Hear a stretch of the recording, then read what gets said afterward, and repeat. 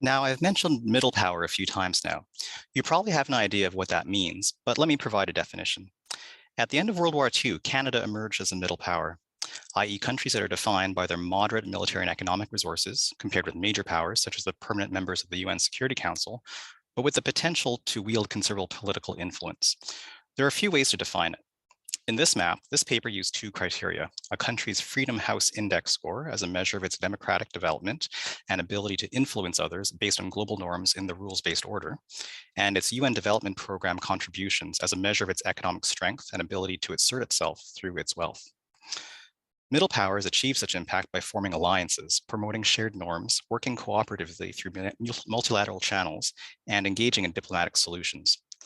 Although conducting foreign policy in this way can be more restrictive than unilateral action, in return, middle powers can exert greater influence on health and other global concerns than their material resources would normally allow. Other recognized leading middle powers include Norway and Sweden. In terms of our dollar amounts contributed in official development aid, you can see there's a pretty clear tier of the great powers from the US to France on the left. We are at the high end of the second tier of annual spending amongst our OECD peers, about 6.2 billion US dollars per year. But when you break it down by percentage of gross national income, we're pretty clearly smack in the middle of the pack for spending and below the DAC average as a proportion of gross national income. But being in the middle of the pack is nothing new. We've always managed to make the most of our limited resources and embrace being a middle power. 5 ways we've done this in global health are alliance building to assert greater influence. We joined with Norway, the US, and the World Bank to jumpstart a global financing facility, a partnership for community health and malaria control, which leveraged funding from private markets. Collective action through multilateral institutions. We partnered with the WHO to create the Global Public Health Information Network, or GFIN, which is an automated multilingual inter-based tool to rapidly detect and identify threats to human health based on things showing up online. GFIN is headquartered at the Public Health Agency of Canada here in Ottawa and is a key source for WHO alert and response operations. Promoting compromise positions to resolve disputes. We collaborated with the UK and stakeholders looking for ways to find financing that led eventually to the Global Fund to fight AIDS, TB, and malaria. Assert leadership on non-security issues. We led the first international conference on health promotion for the WHO, which adopted the Ottawa Charter, calling for a comprehensive multi-strategy approach to health and well-being. And promoting human rights and rule of law as norms in foreign policy. Again, we hosted a conference here in Ottawa, leading to the convention of the prohibition of the use, stockpiling, production, and transfer of anti-personnel mines. Global Affairs Canada, or GAC, is the lead funding agency for international assistance. There are a few narrower slices of the pie that belong to other departments, and in that narrow green slice there on the left, there's about $7 million specifically from national defense, that is provision of supplies during a military mission. A spoiler alert, that should give you a clue as to how much the military specifically is involved in delivering assistance initiatives. But the big money is managed by GAC. Looking specifically about the 6.7 billion Canadian dollars that the Global Affairs spends, UN agencies are the biggest recipients, followed by other multilateral institutions and NGOs like Gavi and the Global Fund to Fight AIDS, TB, and Malaria. Aid funding to Canadian headquartered groups is a relatively smaller piece of the pie, as the focus is always on the locals who actually lead the initiative. And that's consistent with the NATCH's principle of ownership, that others take on the program and run with it. That said, there's also a relatively smaller chunk that goes directly to partner governments. So there's some effort here as well at focusing on the grassroots and NGOs rather than handing over a check to politicians abroad. The project browser is a pretty neat tool to look at individual projects, who delivers them and what they are accomplishing. Here's an example of a UN-delivered project that we funded to address obstetric fistula in Mozambique.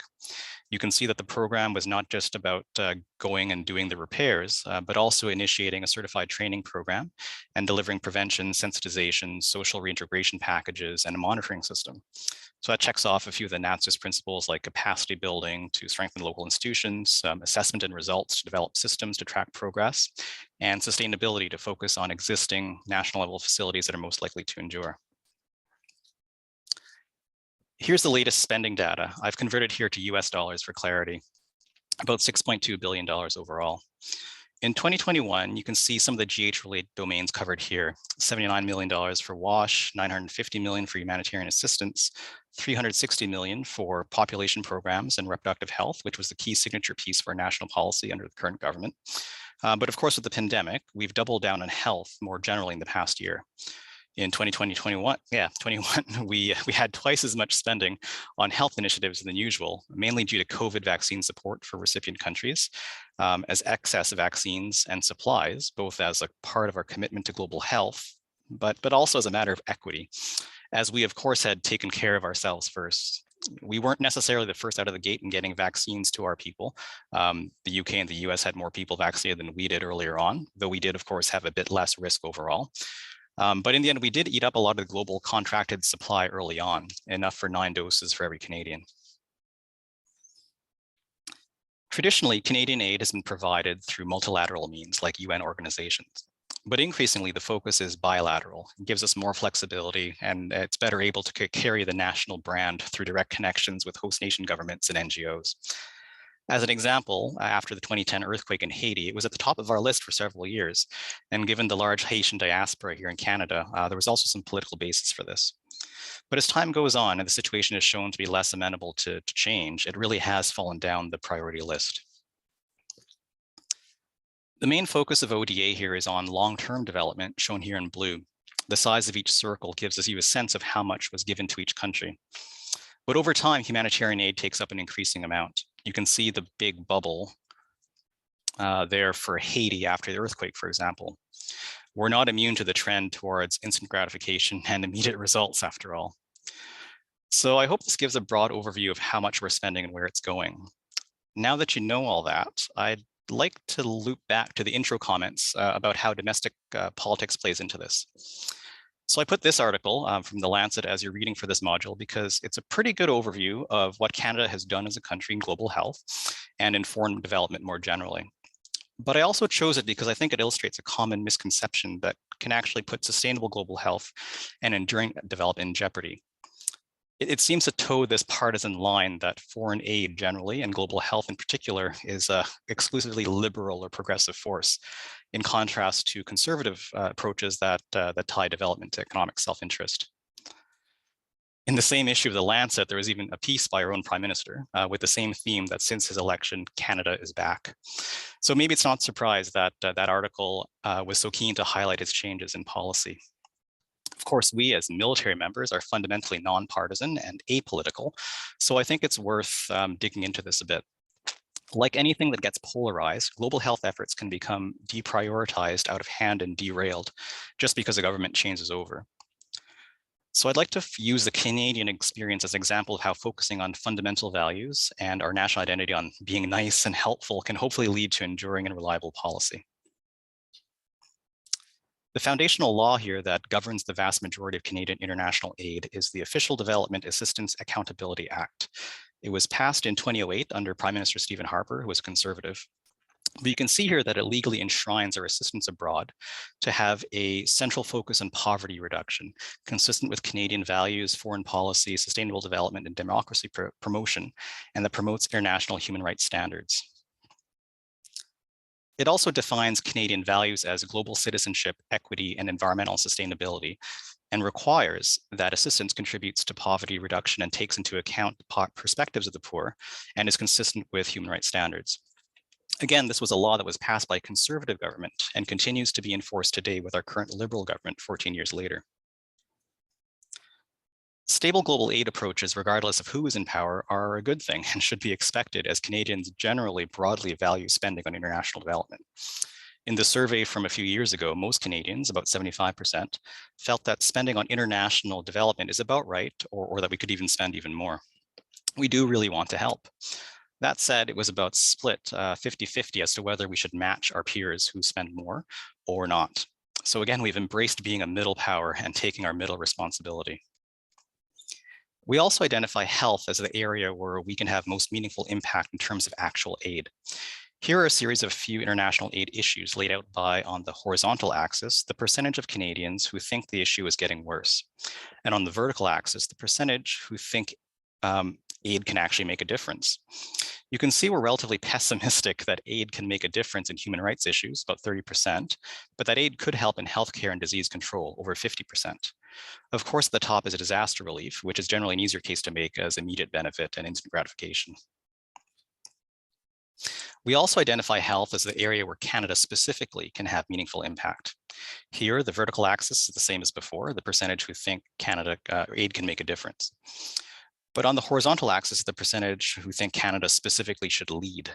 And as you can see, there's a lot of overlap between areas that touch on global health. At the top, healthcare and disease control are the areas where most Canadians think they can actually have a meaningful impact. So when you look at this, it seems a pretty safe bet that international assistance would be something that our government, regardless of political stripe, should get behind and prioritize. Looking at overall spending, we see that both Liberal and Conservative governments take broadly identical approaches. Just a translation note, in Canada, blue means Conservative and red means Liberal. So the bigger factor affecting international development programs is the national budget and deficit reduction, not partisan policy or philosophy, we hope. You can see here that in the late 90s, early 2000s, as balancing the budget became more of an issue here, both Liberals and Conservatives cut back on international assistance. In fact, it was under a Liberal government that the cuts began. If anything, the current Progressive government has been less committed to international development than the most recent Conservative ones, and certainly much less so than our perceived peers who are also Conservative. The bottom line is that we need to avoid making international development a partisan issue. And while that Lancet article I shared, it was a pretty good overview of what Canada has done, it also feeds incorrectly and harmfully into a progressive versus conservative narrative. Our funding for maternal and child health initiatives is a good example of how a difference in policy is an example of political parties leveraging these slight differences for partisan gain.